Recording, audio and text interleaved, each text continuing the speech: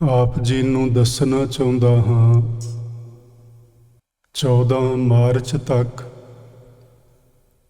ਨਾਨਕਸ਼ਾਹੀ ਸਾਲ ਦੇ 555 ਸਾਲ ਪੂਰੇ ਹੋ ਜਾਣਗੇ ਤੇ 556 ਸਾਲ ਨਵਾਂ ਸਾਲ ਪ੍ਰਾਰੰਭ ਹੋਏਗਾ। ਆਪਾਂ ਇਸ ਦਿਨ ਦੇ ਸੰਬੰਧ ਵਿੱਚ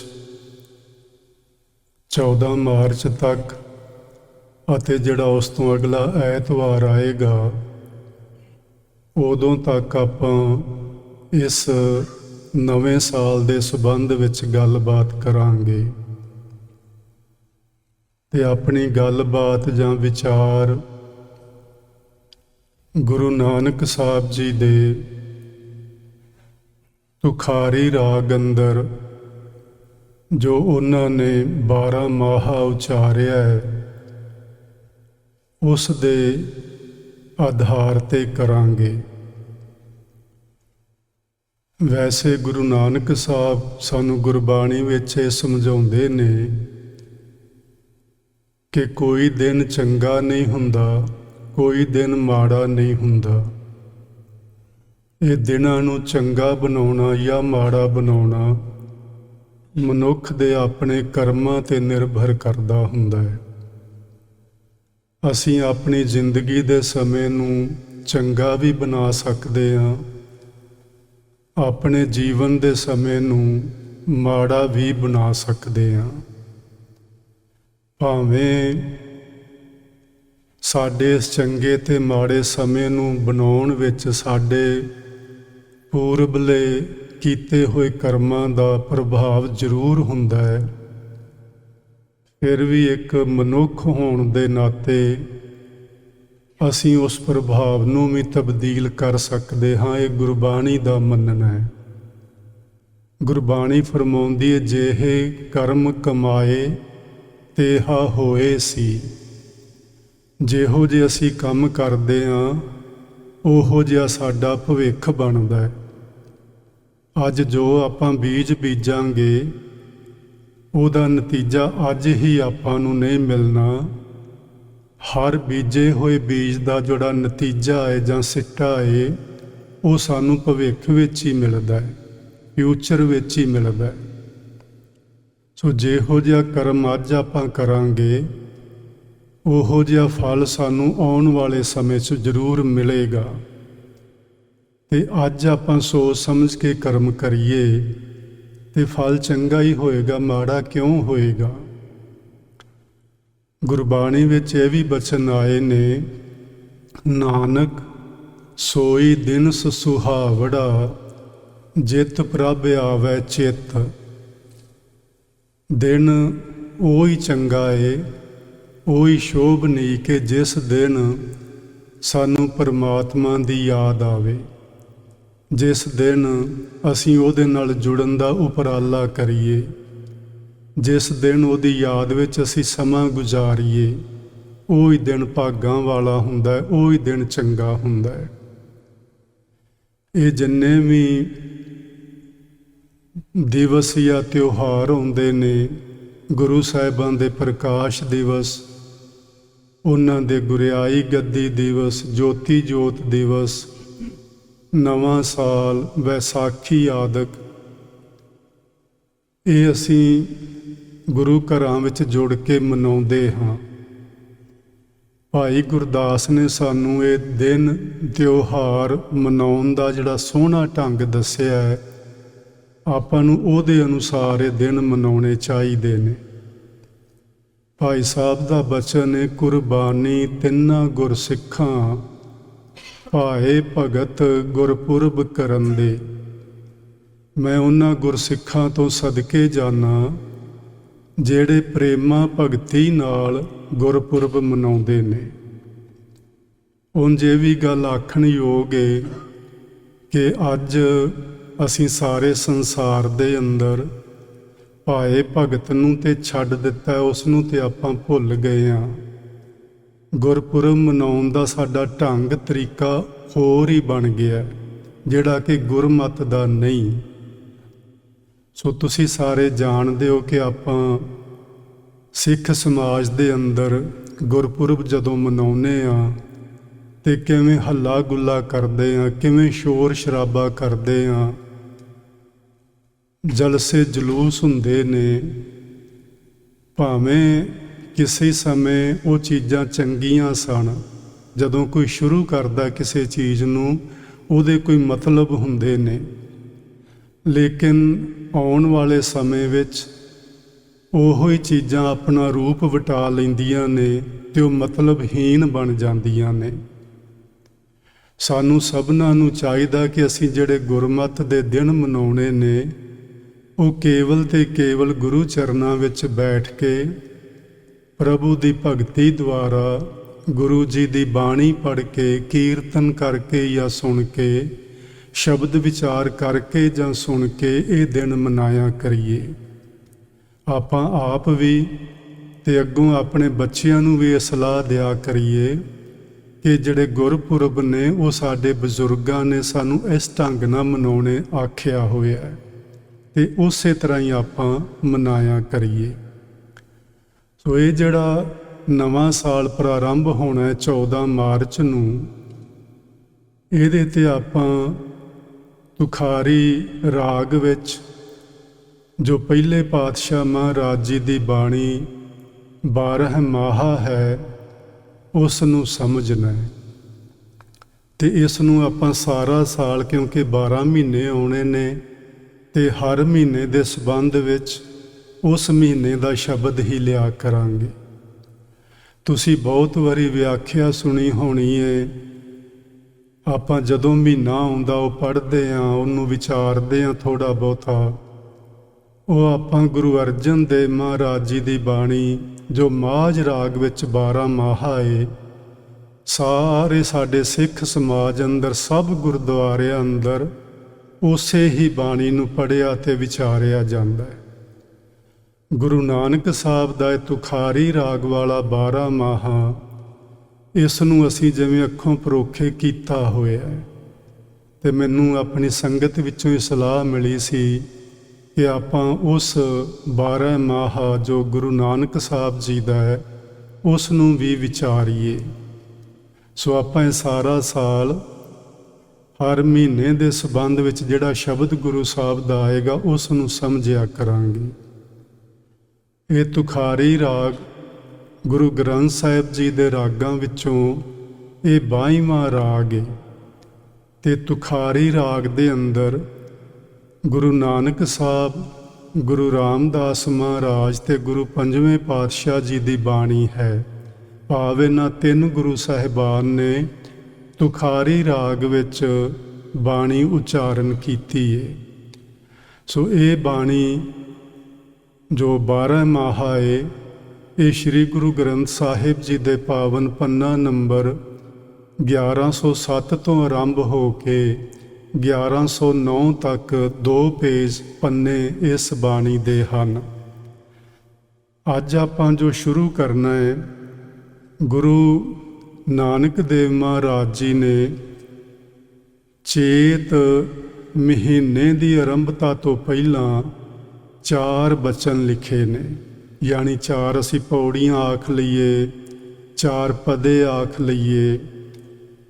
ਗੁਰੂ ਅਰਜਨ ਦੇਵ ਮਹਾਰਾਜ ਜੀ ਨੇ ਜਦੋਂ 12 ਮਾਹਾ ਮਾਝ ਰਾਗ ਵਾਲਾ ਲਿਖਿਆ, ਉਹਨਾਂ ਨੇ 1 ਪਦਾ ਜਾਂ 1 ਪੌੜੀ 12 ਮਾਹਾ ਚੇਤ ਦਾ ਮਹੀਨਾ ਆਰੰਭ ਕਰਨ ਤੋਂ ਪਹਿਲਾਂ ਲਿਖੀ, ਜਿਸ ਵਿੱਚ ਉਹਨਾਂ ਨੇ ਲਿਖਿਆ, ਕਿਰਤ ਕਰਮ ਕੇ ਵਿਛੜੇ ਕਰ ਕਿਰਪਾ ਮੇਲੋ ਰਾਮ। ਉਹ ਆਖਦੇ ਨੇ, ਹੇ ਅਕਾਲ ਪੁਰਖ ਵਾਹਿਗੁਰੂ, ਅਸੀਂ ਆਪਣੇ ਕੀਤੇ ਹੋਏ ਕਰਮਾਂ ਅਨੁਸਾਰ ਤੇਰੇ ਨਾਲੋਂ ਵਿਛੜ ਗਏ ਹਾਂ।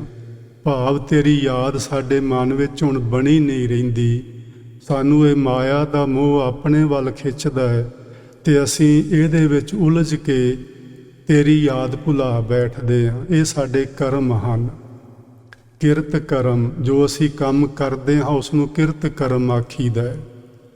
ਕਿਰਤ ਕਰਮ ਕੇ ਵਿਛੜੇ, ਅਸੀਂ ਵਿਛੜੇ ਤੇ ਆਪਣੇ ਕਰਮਾਂ ਕਰਕੇ ਹਾਂ। ਕਰ ਕਿਰਪਾ ਮੇਲੋ ਰਾਮ, ਹੇ ਵਾਹਿਗੁਰੂ ਜੀ ਹੁਣ ਤੁਸੀਂ ਕਿਰਪਾ ਕਰੋ ਤੇ ਸਾਨੂੰ ਵਿਛੜਿਆਂ ਹੋਇਆਂ ਨੂੰ ਆਪਣੇ ਨਾਲ ਮਿਲਾ ਲਵੋ। ਹੁਣ ਗੁਰੂ ਨਾਨਕ ਦੇਵ ਮਹਾਰਾਜ ਜੀ ਕੀ ਆਖਦੇ ਨੇ ਪਹਿਲੇ ਪਦੇ ਵਿੱਚ, ਤੂੰ ਸੁਣ। ਗੁਰੂ ਅਰਜਨ ਦੇਵ ਜੀ ਨੇ ਆਖਿਆ ਸਾਨੂੰ, ਹੇ ਪਰਮਾਤਮਾ, ਤੇਰੇ ਨਾਲੋਂ ਅਸੀਂ ਆਪਣੇ ਕਰਮਾਂ ਕਰਕੇ ਵਿਛੜ ਗਏ ਹਾਂ, ਸਾਨੂੰ ਆਪਣੇ ਨਾਲ ਮਿਲਾ। ਉਹ ਵੀ ਉਹਦੇ ਅੱਗੇ ਅਰਦਾਸ ਕਰਦੇ ਨੇ, ਉਹਨੂੰ ਕੋਈ ਬਚਨ ਸੁਣਾ ਰਹੇ ਨੇ।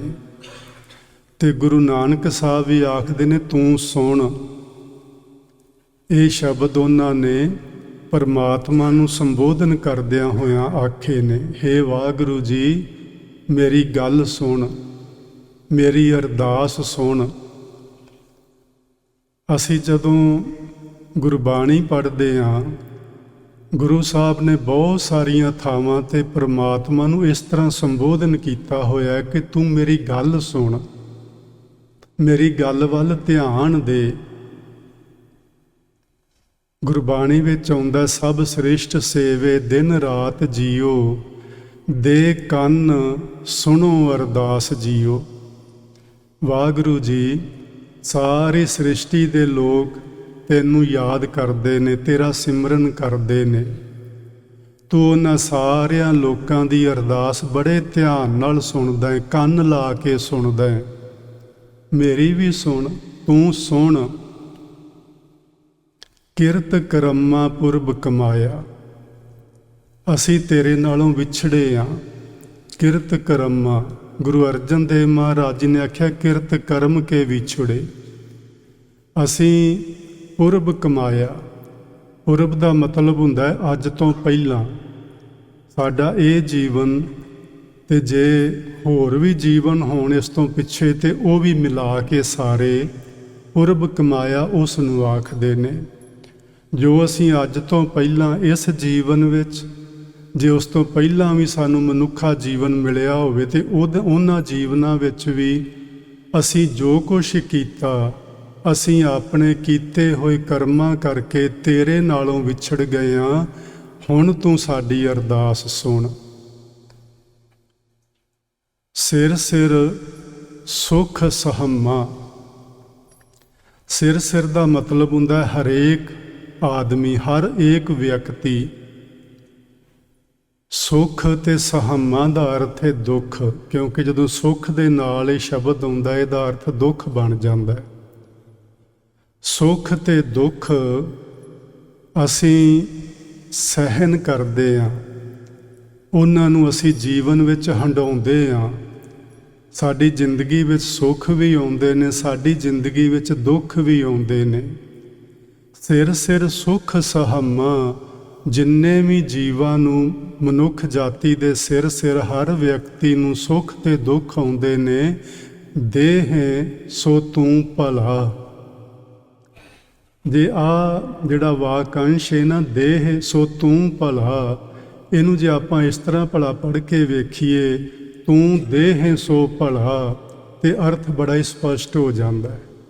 ਤੂੰ ਦੇਹ ਸੋ ਭਲਾ, ਜੋ ਤੂੰ ਸਾਨੂੰ ਸਾਡੇ ਕੀਤੇ ਹੋਏ ਕਰਮਾਂ ਮੁਤਾਬਕ ਜ਼ਿੰਦਗੀ ਵਿੱਚ ਸੁੱਖ ਤੇ ਦੁੱਖ ਦੇਣਾ ਏ, ਉਹ ਭਲਾ ਏ, ਉਹ ਚੰਗਾ ਏ, ਉਹ ਮਾੜਾ ਨਹੀਂ। ਹੁਣ ਕਈ ਵਾਰੀ ਆਪਾਂ ਵੇਖਦੇ ਹਾਂ ਤੇ ਇਸ ਤਰ੍ਹਾਂ ਸੋਚਦੇ ਵੀ ਹਾਂ, ਜਿਵੇਂ ਯੂਕਰੇਨ ਵਿੱਚ ਹੋ ਰਿਹਾ, ਗਜ਼ਾ ਵਿੱਚ ਹੋ ਰਿਹਾ, ਕਈ ਥਾਈਂ ਕੁਦਰਤੀ ਆਫਤਾਂ ਆਉਂਦੀਆਂ ਨੇ, ਜੀਵਾਂ ਦਾ ਭਾਰੀ ਨੁਕਸਾਨ ਹੁੰਦਾ ਹੈ। ਤੇ ਅਸੀਂ ਕਹਿੰਦੇ ਹਾਂ ਜੀ ਇੱਕ ਬੰਦੇ ਨੇ ਤੇ ਗਲਤੀ ਕੀਤੀ, ਬਾਕੀਆਂ ਦਾ ਕੀ ਕਸੂਰ ਹੈ। ਇਹ ਸਾਡੀ ਸੋਚ ਹੈ, ਇਸ ਤਰ੍ਹਾਂ ਆਪਾਂ ਲੋਕ ਸੋਚਦੇ ਹਾਂ। ਪਰ ਗੁਰੂ ਨਾਨਕ ਸਾਹਿਬ ਜੀ ਦਾ ਮੰਨਣਾ ਹੈ ਕਿ ਸਾਡੇ ਕੀਤੇ ਹੋਏ ਕਰਮਾਂ ਤੋਂ ਬਿਨਾਂ ਤੂੰ ਸਾਨੂੰ ਨਾ ਸੁੱਖ ਦੇਣਾ ਨਾ ਦੁੱਖ ਦੇਣਾ। ਜੋ ਅਸੀਂ ਕਰਦੇ ਹਾਂ ਆਪਣੀ ਜ਼ਿੰਦਗੀ ਵਿੱਚ, ਉਹਦੇ ਆਧਾਰ 'ਤੇ ਸਾਨੂੰ ਸੁੱਖ ਤੇ ਦੁੱਖ ਮਿਲਦੇ ਨੇ। ਇਹ ਸੱਚ ਜਾਣਿਆ ਜੇ ਕਿ ਜੇ ਕਿਸੇ ਬੰਦੇ ਨੂੰ ਚੰਗਾ ਕਰਮ ਕਰਦਿਆਂ ਹੋਇਆਂ ਵੀ ਦੁੱਖ ਮਿਲ ਰਿਹਾ ਹੈ, ਤੇ ਉਹਨੂੰ ਸ਼ਿਕਾਇਤ ਨਹੀਂ ਕਰਨੀ ਚਾਹੀਦੀ, ਉਹਨੂੰ ਰੋਸ ਨਹੀਂ ਕਰਨਾ ਚਾਹੀਦਾ, ਉਹਨੂੰ ਇਹ ਗੱਲ ਮੰਨ ਲੈਣੀ ਚਾਹੀਦੀ ਹੈ ਕਿ ਭਾਵੇਂ ਮੈਂ ਹੁਣ ਚੰਗੇ ਕਰਮ ਕਰ ਰਿਹਾ ਲੇਕਿਨ ਮੈਨੂੰ ਦੁੱਖ ਆ ਰਿਹਾ, ਇਹ ਵੀ ਮੇਰੇ ਹੀ ਕਿਸੇ ਕੀਤੇ ਹੋਏ ਕਰਮ ਦਾ ਮੈਨੂੰ ਪ੍ਰਾਪਤ ਹੋ ਰਿਹਾ ਹੈ। ਮੈਨੂੰ ਰੱਬ ਨਹੀਂ ਇਸ ਤਰ੍ਹਾਂ ਦੁੱਖ ਦਿੰਦਾ। ਦੁਨੀਆ ਵਿੱਚ ਕੋਈ ਮਾਤਾ ਪਿਤਾ ਇਹੋ ਜਿਹਾ ਨਹੀਂ ਜਿਹੜਾ ਆਪਣੇ ਬੱਚਿਆਂ ਨੂੰ ਦੁੱਖ ਦੇ ਕੇ ਖੁਸ਼ ਹੁੰਦਾ ਹੋਵੇ ਜਾਂ ਸੁਖੀ ਹੁੰਦਾ ਹੋਵੇ। ਹਰ ਮਾਤਾ ਪਿਤਾ ਆਪ ਦੁਖੀ ਹੋ ਕੇ ਬੱਚਿਆਂ ਨੂੰ ਸੁੱਖ ਦੇਣਾ ਚਾਹੁੰਦਾ ਹੈ। ਮਨੁੱਖ ਜਾਤੀ ਦੀ ਗੱਲ ਨਹੀਂ, ਪਸ਼ੂ ਪੰਛੀਆਂ ਨੂੰ ਵੇਖੋ, ਉਹ ਆਪਣੇ ਸਿਰ ਦੇ ਉੱਤੇ ਦੁੱਖ ਸਹਿਣ ਕਰਕੇ ਆਪਣੇ ਬੱਚਿਆਂ ਨੂੰ ਸੁੱਖ ਦਿੰਦੇ ਨੇ। ਤੇ ਪਰਮਾਤਮਾ ਸਾਡਾ ਸਭਨਾ ਦਾ ਮਾਤਾ ਪਿਤਾ, ਉਹ ਸਾਨੂੰ ਦੁੱਖ ਭਲਾ ਕਿਉਂ ਦੇਵੇਗਾ? ਬਸ ਇਹ ਗੱਲ ਆਪਾਂ ਪੱਕੀ ਪੱਲੇ ਬੰਨ੍ਹ ਲਈਏ ਅੱਜ ਕਿ ਜੇਕਰ ਕੁਝ ਚੰਗਾ ਕਰਦਿਆਂ ਹੋਇਆਂ ਵੀ ਸਾਨੂੰ ਦੁੱਖ ਮਿਲ ਰਿਹਾ ਹੈ ਤੇ ਉਹ ਰੱਬ ਨਹੀਂ ਦੇ ਰਿਹਾ, ਸਗੋਂ ਮੇਰੇ ਆਪਣੇ ਹੀ ਕਰਮ ਹਨ। ਮੈਂ ਆਪਣੇ ਕੀਤੇ ਕਰਮਾਂ ਦਾ ਹੀ ਫਲ ਪਾ ਰਿਹਾ ਹਾਂ। ਗੁਰੂ ਚੌਥੇ ਪਾਤਸ਼ਾਹ ਮਹਾਰਾਜ ਜੀ ਦੇ ਬਚਨ ਆਪਾਂ ਸਮਝ ਲੈਂਦੇ ਹਾਂ। ਗੁਰੂ ਜੀ ਆਖਦੇ ਨੇ ਕਰਮ ਧਰਤੀ ਸਰੀਰ। ਇਹ ਜਿਹੜਾ ਸਰੀਰ ਹੈ ਨਾ, ਇਹ ਕਰਮ ਕਮਾਉਣ ਦੀ ਧਰਤੀ ਹੈ। ਜਿਵੇਂ ਜ਼ਿਮੀਂਦਾਰ ਕੋਲ ਇੱਕ ਖੇਤ ਹੁੰਦਾ ਹੈ ਤੇ ਉਸ ਖੇਤ ਵਿੱਚ, ਉਸ ਧਰਤੀ ਵਿੱਚ ਉਹਨੇ ਆਪਣਾ ਕਰਮ ਕਮਾਉਣਾ ਹੈ। ਉੱਥੇ ਉਹਨੇ ਆਪਣਾ ਫਸਲ ਬੀਜਣਾ ਹੈ ਜਾਂ ਜੋ ਵੀ ਉਹਦੇ ਕੋਲ ਬੀਜ ਹੈ ਵਕਤ ਮੁਤਾਬਕ ਉਹਨੇ ਬੀਜਣਾ ਹੈ। ਗੁਰੂ ਜੀ ਆਖਦੇ ਨੇ ਜਿਹੜਾ ਸਰੀਰ ਹੈ ਨਾ ਤੁਹਾਡਾ, ਇਹ ਧਰਤੀ ਦੀ ਤਰ੍ਹਾਂ ਹੈ ਤੇ ਕਰਮ ਕਮਾਉਣ ਦੀ ਥਾਂ ਹੈ। ਕਲਯੁਗ ਵਿੱਚ ਜੇਹਾ ਕੋ ਬੀਜੇ ਤੇਹਾ ਕੋ ਖਾਏ। ਇਸ ਚੱਲ ਰਹੇ ਸਮੇਂ ਨੂੰ ਕਲਯੁਗ ਆਖਦੇ ਨੇ। ਇਸ ਚੱਲ ਰਹੇ ਸਮੇਂ ਵਿੱਚ ਜਿਹੋ ਜਿਹਾ ਕੋਈ ਮਨੁੱਖ ਬੀਜ ਬੀਜੇਗਾ, ਉਸ ਬੀਜ ਦਾ ਫਲ ਹੀ ਉਸ ਨੂੰ ਖਾਣਾ ਪਏਗਾ। ਇਹਦਾ ਮਤਲਬ ਬੜਾ ਸਪਸ਼ਟ ਹੋ ਗਿਆ ਕਿ ਅਸੀਂ ਆਪਣੇ ਕੀਤੇ ਹੋਏ ਕਰਮਾਂ ਦਾ ਹੀ ਦੁੱਖ ਤੇ ਸੁੱਖ ਭੋਗਦੇ ਹਾਂ। ਰੱਬ ਸਾਨੂੰ ਆਪਣੇ ਵੱਲੋਂ ਕੁਝ ਨਹੀਂ ਦਿੰਦਾ। ਉਹਨੇ ਤੇ ਕਿਰਪਾ ਕਰਕੇ ਸਾਨੂੰ ਮਨੁੱਖ ਜਾਮਾ ਦਿੱਤਾ ਹੈ। ਇਹਦੇ ਵਿੱਚ ਹੁਣ ਜਿਹੋ ਜਿਹਾ ਬੀਜ ਤੁਸੀਂ ਬੀਜਣਾ ਚਾਹੁੰਦੇ ਹੋ, ਬੀਜ ਲਵੋ। ਗੁਰੂ ਚੌਥੇ ਪਾਤਸ਼ਾਹ ਮਹਾਰਾਜ ਫਰਮਾਉਂਦੇ, ਗੱਲਾਂ ਉੱਪਰ ਤਪਾਵਸ ਨਾ ਹੋਈ, ਵਿਸ ਖਾਧੀ ਤਤਕਾਲ ਮਰ ਜਾਏ। ਗੱਲਾਂ ਉੱਪਰ ਤਪਾਵਸ ਨਾ ਹੋਈ। ਤਪਾਵਸ ਦਾ ਮਤਲਬ ਹੈ ਫੈਸਲਾ ਜਾਂ ਨਿਬੇੜਾ। ਗੱਲਾਂ ਨਾਲ ਕਿਸੇ ਗੱਲ ਦਾ ਨਿਬੇੜਾ ਨਹੀਂ ਹੋ ਸਕਦਾ। ਗੱਲਾਂ ਕਰਨ ਵਾਲੇ ਬਹੁਤ ਮਿਲ ਜਾਣਗੇ ਸਾਨੂੰ, ਪਰ ਗੁਰੂ ਜੀ ਆਖਦੇ ਨੇ ਇਹਨਾਂ ਗੱਲਾਂ ਨੂੰ, ਇਹਨਾਂ ਆਪਣੀਆਂ ਦਲੀਲਾਂ ਨੂੰ ਪਿੱਛੇ ਰੱਖੋ। ਵਿਸ ਖਾਧੀ ਤਤਕਾਲ ਮਰ ਜਾਏ। ਸਿੱਟਾ ਇਹ ਹੈ ਕਿ ਜੇ ਕੋਈ ਬੰਦਾ ਜ਼ਹਿਰ ਖਾਂਦਾ ਹੈ ਤੇ ਉਹ ਗੱਲਾਂ ਅੰਮ੍ਰਿਤ ਦੀਆਂ ਕਰਦਾ ਹੈ, ਉਹ ਵੀ ਮਰੇਗਾ। ਜਿਸ ਬੰਦੇ ਨੇ ਜ਼ਹਿਰ ਖਾਧੀ ਏ, ਉਹ ਗੱਲਾਂ ਜ਼ਹਿਰ ਦੀਆਂ ਹੀ ਕਰਦਾ, ਮਰੇਗਾ ਉਹ ਵੀ। ਅੰਮ੍ਰਿਤ ਦੀਆਂ ਗੱਲਾਂ ਕਰਨ ਵਾਲਾ ਵੀ ਜ਼ਹਿਰ ਖਾ ਕੇ ਜ਼ਰੂਰ ਮਰੇਗਾ ਤੇ ਜ਼ਹਿਰੀਲੀਆਂ ਗੱਲਾਂ ਕਰਨ ਵਾਲਾ ਵੀ ਜ਼ਹਿਰ ਖਾ ਕੇ ਜ਼ਰੂਰ ਮਰੇਗਾ। ਇਹ ਕਰਮ ਹੈ ਜੀ। ਇਹ ਸਾਨੂੰ ਸਮਝਾਉਣਾ ਚਾਹ ਰਹੇ ਨੇ ਗੁਰੂ ਜੀ ਕਿ ਜੇ ਤੁਸੀਂ ਗੱਲਾਂ ਤੇ ਉੱਤੋਂ ਬੜੀਆਂ ਚੰਗੀਆਂ ਕਰਦੇ ਹੋਵੋ, ਬੜਾ ਰੱਬ ਦਾ ਨਾਂ ਤੁਸੀਂ ਲੈਂਦੇ ਹੋਵੋ ਲੋਕਾਂ ਦੇ ਸਾਹਮਣੇ, ਲੇਕਿਨ ਕਰਤੂਤ ਪਸ਼ੂ ਕੀ ਮਾਨਸ ਜਾਤ ਵਾਲੀ ਗੱਲ ਹੋਵੇ, ਕਰਤੂਤਾਂ ਮਾੜੀਆਂ ਕਰੀਏ ਤੇ ਗੱਲਾਂ ਅੰਮ੍ਰਿਤ ਦੀਆਂ ਕਰੀਏ, ਵਿਸ ਖਾਧੀ ਤਤਕਾਲ ਮਰ ਜਾਏ। ਇਹ ਫਲ ਉਹਦਾ ਨਿਕਲਣਾ, ਸਿੱਟਾ ਇਹ ਨਿਕਲਣਾ ਹੈ। ਜਿਹੋ ਜਿਹਾ ਅਸੀਂ ਕਰਮ ਕੀਤਾ ਉਹਦਾ ਫਲ ਸਾਨੂੰ ਜ਼ਰੂਰ ਭੁਗਤਣਾ ਪੈਣਾ ਹੈ। ਤੇ ਗੁਰੂ ਜੀ ਆਖਦੇ ਨੇ, ਦੇਹ ਸੋ ਤੂੰ ਭਲਾ। ਸਾਡੇ ਕੀਤੇ ਹੋਏ ਕਰਮਾਂ ਦਾ ਫਲ ਹੈ ਵਾਹਿਗੁਰੂ ਜੋ ਸਾਨੂੰ ਤੂੰ ਦੇਣਾ ਹੈ, ਉਹ ਭਲਾ ਹੈ, ਉਹ ਚੰਗਾ ਹੈ, ਉਹ ਮਾੜਾ ਨਹੀਂ। ਅਗਲਾ ਬੰਦ ਵੇਖੋ, ਅਗਲੀਆਂ ਪੰਕਤੀਆਂ ਵੇਖੋ। ਹਰ ਰਚਨਾ ਤੇਰੀ ਕਿਆ ਗਤ ਮੇਰੀ। ਜਦੋਂ ਮੈਂ ਕਰਮ ਚੰਗੇ ਨਹੀਂ ਕਰਦਾ, ਇਹ ਜਿਹੜੀ ਤੇਰੀ ਰਚਨਾ ਹੈ ਨਾ ਜੀ, ਰਚਨਾ ਕਹਿੰਦੇ ਨੇ ਇਹ ਜੋ ਕੁਦਰਤ ਹੈ, ਜਿੰਨੀ ਸ੍ਰਿਸ਼ਟੀ ਹੈ ਸਾਰੀ ਉਹਦੀ ਰਚਨਾ ਹੈ, ਉਹਦੇ ਵਿੱਚ ਆਪਾਂ ਵੀ ਹਾਂ। ਤੇ ਇਸ ਰਚਨਾ ਨੂੰ ਗੁਰਬਾਣੀ ਜਾਂ ਗੁਰਮਤਿ ਦੀ ਬੋਲੀ ਵਿੱਚ ਮਾਇਆ ਆਖਿਆ ਜਾਂਦਾ ਹੈ। ਗੁਰੂ ਜੀ ਆਖਦੇ ਨੇ ਇਹ ਸਾਰੀ ਮਾਇਆ ਹੈ ਵਾਹਿਗੁਰੂ ਤੂੰ ਰਚੀ ਹੈ, ਤੇਰੀ ਰਚੀ ਹੋਈ ਮਾਇਆ ਹੈ। ਲੇਕਿਨ ਇਸ ਤੇਰੀ ਰਚੀ ਹੋਈ ਮਾਇਆ ਵਿੱਚ ਅਸੀਂ ਵੀ ਰਚ ਗਏ ਹਾਂ। ਸਾਨੂੰ ਚਾਹੀਦਾ ਤੇ ਇਹ ਸੀ ਕਿ ਅਸੀਂ ਇਸ ਮਾਇਆਵੀ ਸੰਸਾਰ ਵਿੱਚ ਰਹਿੰਦੇ ਹੋਏ ਤੇਰੇ ਨਾਮ ਦਾ ਭਜਨ ਸਿਮਰਨ ਕਰਕੇ ਇਹਦੇ ਵਿੱਚੋਂ ਨਿਕਲਦੇ। ਅਸੀਂ ਨਿਕਲਣ ਦੀ ਬਜਾਏ ਇਹਦੇ ਵਿੱਚ ਰਚ ਮਿਚ ਗਏ ਹਾਂ। ਸਾਨੂੰ ਹੁਣ ਜ਼ਹਿਰ ਨਹੀਂ ਭਾਸਦੀ। ਤੁਹਾਨੂੰ ਪਤਾ ਹੈ ਨਾ, ਨਸ਼ੇ ਕਰਨ ਵਾਲੇ ਲੋਕ ਪਹਿਲੇ ਦਿਨ ਥੋੜ੍ਹਾ ਜਿਹਾ ਨਸ਼ਾ ਲੈਂਦੇ ਨੇ ਤੇ ਸਰੂਰ ਵਾਹਵਾ ਆ ਜਾਂਦਾ ਹੈ, ਤੇ ਜਦੋਂ ਖਾਣ ਪੀਣ ਦੇ ਆਦੀ ਹੋ ਜਾਂਦੇ ਨੇ ਫਿਰ ਉਹ ਨਸ਼ਾ ਵੀ ਉਹਨਾਂ ਨੂੰ ਕੁਝ ਨਹੀਂ ਆਖਦਾ। ਇਸੇ ਤਰ੍ਹਾਂ ਅਸੀਂ ਲੋਕ ਇਸ ਮਾਇਆ ਦੀ ਜ਼ਹਿਰ ਨੂੰ ਖਾਂਦੇ ਖਾਂਦੇ ਪੀਂਦੇ ਪੀਂਦੇ ਅਸੀਂ ਆਦੀ ਹੋ ਗਏ ਹਾਂ। ਸਾਨੂੰ ਹੁਣ ਪਤਾ ਹੀ ਨਹੀਂ ਲੱਗਦਾ ਕਿ ਅਸੀਂ ਜ਼ਹਿਰ ਖਾ ਰਹੇ ਹਾਂ। ਇਹ ਸਾਨੂੰ ਹੁਣ ਭੁੱਲ ਹੀ ਚੁੱਕਾ ਏ। ਅਸੀਂ ਤੇਰੀ ਮਾਇਆ ਵਿੱਚ ਉਲਝ ਗਏ ਹਾਂ। ਕਿਆ ਗਤ ਮੇਰੀ, ਇੱਥੇ ਗਤ ਦਾ ਮਤਲਬ ਹੈ ਹਾਲਤ। ਹੇ ਪਰਮਾਤਮਾ, ਇਸ ਮਾਇਆ ਵਿੱਚ, ਇਸ ਤੇਰੀ ਰਚਨਾ ਵਿੱਚ ਰਚ ਮਿਚ ਕੇ ਮੈਂ ਆਪਣਾ ਜੀਵਨ ਵਿਅਰਥ ਗਵਾ ਰਿਹਾ। ਮੇਰਾ ਹਾਲ ਕੀ ਹੋਏਗਾ। ਹਰ ਬਿਨ ਘੜੀ ਨਾ ਜੀਵਾਂ। ਸਤਿਗੁਰੂ ਆਖਦੇ ਨੇ, ਹੁਣ ਸਮਝ ਆਈਏ ਸੰਗਤ ਕਰਕੇ, ਸਮਝ ਆਈਏ ਗੁਰੂ ਦੇ ਲਾਗੇ ਬੈਠ ਕੇ ਕਿ ਸਾਡੇ ਜੀਵਨ ਦਾ ਮਕਸਦ ਤੇ ਆ ਸੀ ਪਰਮਾਤਮਾ ਦੀ ਯਾਦ ਵਿੱਚ ਜੁੜਨਾ, ਉਹਦੇ ਸਿਮਰਨ ਵਿੱਚ ਜੁੜਨਾ। ਉਹਦੇ ਤੋਂ ਬਿਨਾਂ ਇੱਕ ਘੜੀ ਵੀ ਅਸੀਂ ਨਾ ਜਿਉਂਦੇ। ਭਾਵ ਸਾਡਾ ਆਤਮਿਕ ਜਿਹੜਾ ਜੀਵਨ ਹੈ ਉਹ ਸੁਚੱਜਾ ਜੀਵਨ ਬਣ ਜਾਂਦਾ। ਪਰ ਇਸ ਤਰ੍ਹਾਂ ਅਸਾਂ ਕੀਤਾ ਨਾ, ਸਾਡਾ ਹਾਲ ਕੀ ਹੋਏਗਾ। ਕਿਆ ਗਤ ਮੇਰੀ। ਪ੍ਰਿਆ ਬਾਝ ਦੁਹੇਲੀ ਕੋਏ ਨਾ ਬੇਲੀ।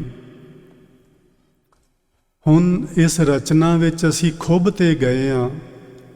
ਆਪਾਂ ਨੂੰ ਪਤਾ ਹੈ ਨਾ, ਇੱਕ ਚਿੱਕੜ ਹੁੰਦਾ ਹੈ ਜਿਹੜਾ ਦਲ ਦਾ ਚਿੱਕੜ ਹੁੰਦਾ ਹੈ, ਇੱਕ ਚਿੱਕੜ ਹੁੰਦਾ ਹੈ ਜਿਹੜਾ ਦਲ ਨਹੀਂ ਹੁੰਦਾ। ਦਲ ਦੇ ਚਿੱਕੜ ਵਿੱਚ ਜੇ ਬੰਦਾ ਫਸ ਜਾਏ ਤੇ ਉਹਦੇ ਵਿੱਚੋਂ ਉਹ ਆਪਣੇ ਆਪ ਨਹੀਂ ਨਿਕਲ ਸਕਦਾ। ਇਹ ਸ਼ਰਤੀਆ ਗੱਲ ਹੈ। ਉਹਨੂੰ ਕੱਢਣ ਵਾਸਤੇ ਕੋਈ ਬਾਹਰ ਖਲੋਤਾ ਹੋਇਆ ਹੋਣਾ ਚਾਹੀਦਾ। ਉਸ ਦਲ ਦੇ ਚਿੱਕੜ ਤੋਂ ਜਿਹੜਾ ਬਾਹਰ ਹੋਵੇ ਉਹ ਉਸ ਨੂੰ ਉਹਦੇ ਵਿੱਚੋਂ ਕੱਢ ਸਕਦਾ ਹੈ। ਇਹਦੇ ਚੋਂ ਨਿਕਲਿਆ ਕਿਉਂ ਨਹੀਂ ਜਾਂਦਾ? ਇਹਦਾ ਇੱਕ ਕਾਰਨ ਹੁੰਦਾ ਹੈ ਕਿ ਜੇ ਤੁਸੀਂ ਆਪਣਾ ਇੱਕ ਪੈਰ ਦਲ ਦੇ ਚਿੱਕੜ ਵਿੱਚੋਂ ਉੱਤੇ ਚੁੱਕਦੇ ਹੋ ਤੇ ਜਿਹੜਾ ਦੂਜਾ ਹੈ ਉਹ ਉਹਨਾਂ ਥੱਲੇ ਚਲਾ ਜਾਂਦਾ ਹੈ। ਜੇ ਤੁਸੀਂ ਇੱਧਰਲਾ ਉੱਤੇ ਚੁੱਕੋ ਤੇ ਪਹਿਲਾ ਜਿਹੜਾ ਬਾਹਰ ਸੀ ਉਹ ਥੱਲੇ ਚਲਾ ਜਾਣਾ।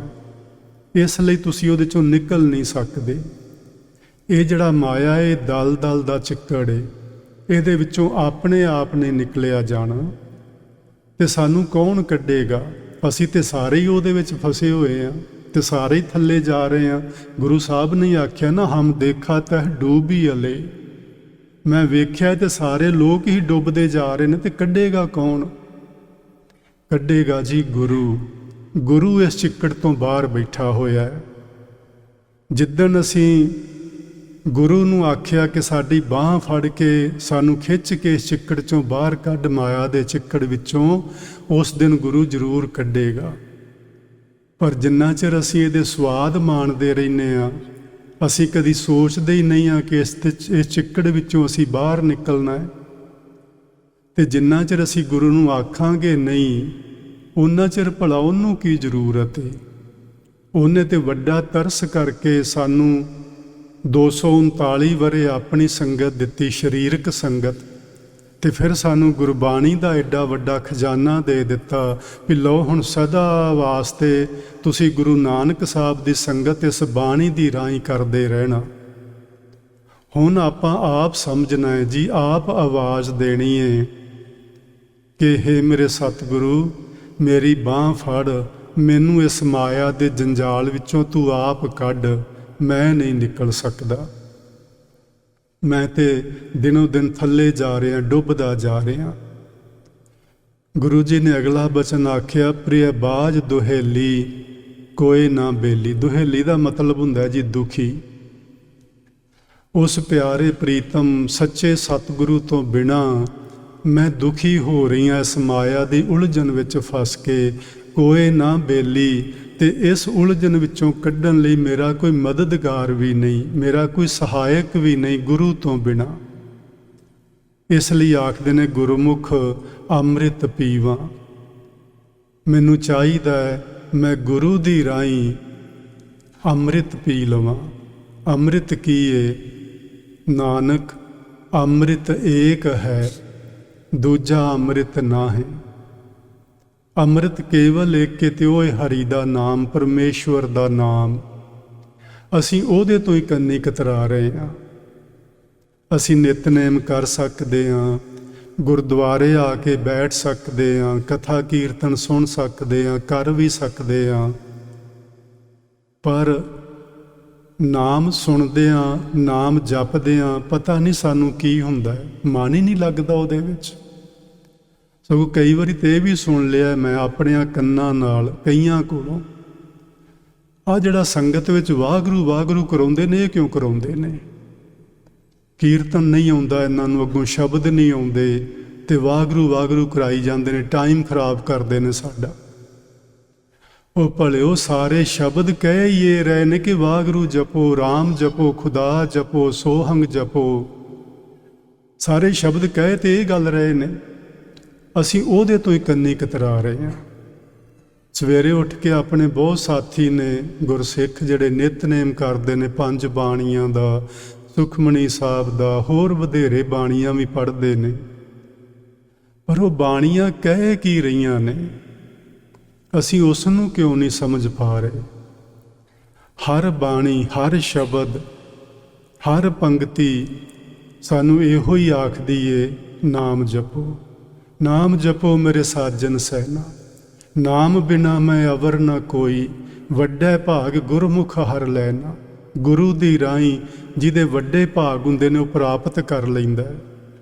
ਆਪਾਂ ਵੱਡਿਆਂ ਭਾਗਾਂ ਵਾਲੇ ਬਣੀਏ, ਗੁਰੂ ਕੋਲੋਂ ਨਾਮ ਦੀ ਦਾਤ ਲਈਏ। ਗੁਰਮੁਖ ਅੰਮ੍ਰਿਤ ਪੀਵਾਂ, ਗੁਰੂ ਦੀ ਰਾਹੀਂ ਮੈਂ ਪਰਮੇਸ਼ਵਰ ਦੇ ਅੰਮ੍ਰਿਤ ਨਾਮ ਰੂਪ ਜਲ ਨੂੰ ਛਕ ਲਵਾਂ, ਜਿਸ ਦੇ ਛਕਣ ਨਾਲ ਉਹ ਪਰਮੇਸ਼ਵਰ ਮੇਰਾ ਬੇਲੀ ਬਣ ਜਾਏ ਤੇ ਮੈਨੂੰ ਇਸ ਮਾਇਆਵੀ ਚਿੱਕੜ ਦੇ ਵਿੱਚੋਂ ਮੇਰੀ ਬਾਂਹ ਫੜ ਕੇ ਮੈਨੂੰ ਬਾਹਰ ਕੱਢ ਲਵੇ। ਅਖੀਰ ਵਿੱਚ ਸਤਿਗੁਰੂ ਜੀ ਨੇ ਆਖਿਆ, ਰਚਨਾ ਰਾਚ ਰਹੇ ਨਿਰੰਕਾਰੀ। ਨਿਰੰਕਾਰੀ ਦਾ ਮਤਲਬ ਹੈ ਨਿਰਾਕਾਰ ਵਾਹਿਗੁਰੂ ਜੀ। ਹੇ ਅਕਾਲ ਪੁਰਖ ਵਾਹਿਗੁਰੂ, ਅਸੀਂ ਤੇਰੀ ਇਸ ਮਾਇਆ ਦੀ ਰਚਨਾ ਵਿੱਚ ਰਚ ਗਏ ਹਾਂ, ਸਾਨੂੰ ਹੁਣ ਤੂੰ ਯਾਦ ਹੀ ਨਹੀਂ ਆਉਂਦਾ। ਪ੍ਰਭ ਮਨ ਕਰਮ ਸੋ ਕਰਮਾ, ਪ੍ਰਭੂ ਨੂੰ ਮਨ ਵਿੱਚ ਵਸਾ ਲੈਣਾ ਹੀ ਸਾਰਿਆਂ ਕਰਮਾਂ ਤੋਂ ਸ਼੍ਰੋਮਣੀ ਕਰਮ ਹੈ। ਜਿੰਨੇ ਆਪਾਂ ਕਰਮ ਕਰਦੇ ਹਾਂ ਜੀ, ਮੈਂ ਇਸ ਲਈ ਤੁਹਾਨੂੰ ਬਾਰ-ਬਾਰ ਕਹਿਣਾ ਹੁੰਨਾ, ਇਹ ਕਰਮ ਕਾਂਡ ਛੱਡ ਦਿਓ। ਕਰਮ ਕਾਂਡ ਕਰਨ ਦੀ ਲੋੜ ਨਹੀਂ, ਇਹਨਾਂ ਨਾਲ ਰੱਬ ਨਹੀਂ ਭਤੀਜਦਾ, ਗੁਰੂ ਨਹੀਂ ਖੁਸ਼ ਹੁੰਦਾ।